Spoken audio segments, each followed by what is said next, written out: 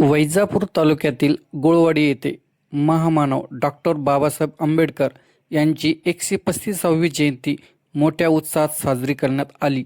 भव्य मिरवणूक, प्रतिमापूजन आणि विविध कार्यक्रमांनी संपूर्ण गाव जय भीमच्या घोषणांनी दुमदुमून गेले.